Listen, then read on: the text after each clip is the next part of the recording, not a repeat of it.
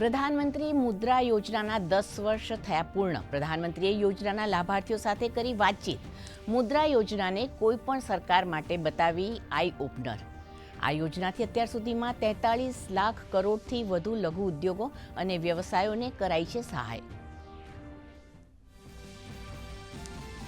જમ્મુ કાશ્મીરની મુલાકાતે કેન્દ્રીય ગૃહમંત્રી અમિત શાહ આજે શ્રીનગરમાં વિકાસ યોજનાઓની કરશે મુલાકાત. જમ્મુ કાશ્મીરની સુરક્ષા સ્થિતિ પર કરશે સમીક્ષા બેઠક.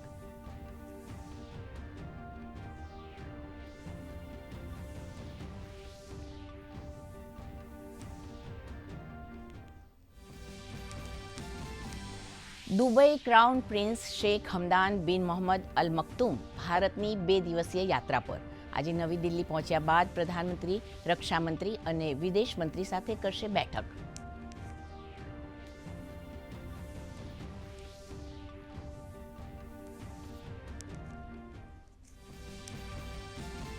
રાષ્ટ્રપતિ દ્રૌપદી મુર્મુએ લિસ્બનમાં પોર્ટુગલના રાષ્ટ્રપતિ માર્સેલો રેબેલો ડિસોઝા સાથે પ્રતિનિધિ મંડળ સ્તરની કરી વાતચીત. રાષ્ટ્રપતિ આજે લિસ્બનમાં ભારતીય સમુદાયને કરશે સંબોધિત.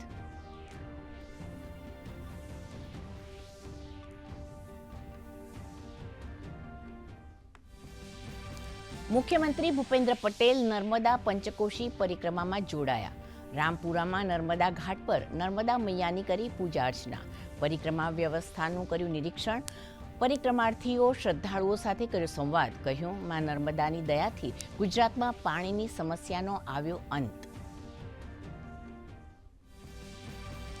આજથી અમદાવાદમાં CWCનું 2 દિવસીય અધિવેશન. સોનિયા ગાંધી અને રાહુલ ગાંધી સહિત કોંગ્રેસના દિગ્ગજ નેતાઓ પહોંચ્યા અમદાવાદ. સરદાર સ્મારક ખાતે કોંગ્રેસના રાષ્ટ્રીય નેતાઓ કરશે મંથન.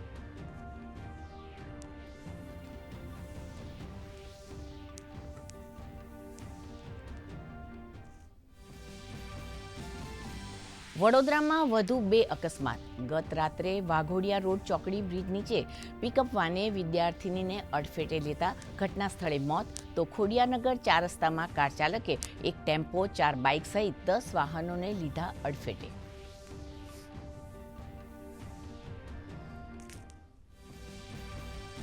રાજ્યમાં ઉંચકાયો ગરમીનો પારો. રાજકોટમાં સૌથી વધુ 44.2 ડિગ્રી તાપમાન.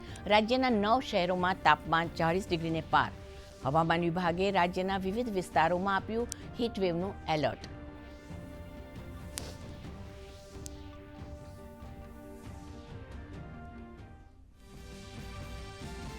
અને લીલા નિશાન સાથે ખુલ્યું બજાર. સેન્સેક્સ 1186 પોઈન્ટ તો નિફ્ટી 379 અંકના વધારા સાથે ખુલ્યું. બેન્કિંગ, ઓટો, FMCG તેમજ ઓઇલ એન્ડ ગેસના શેરોમાં 1.15 થી 3.21% વધારો.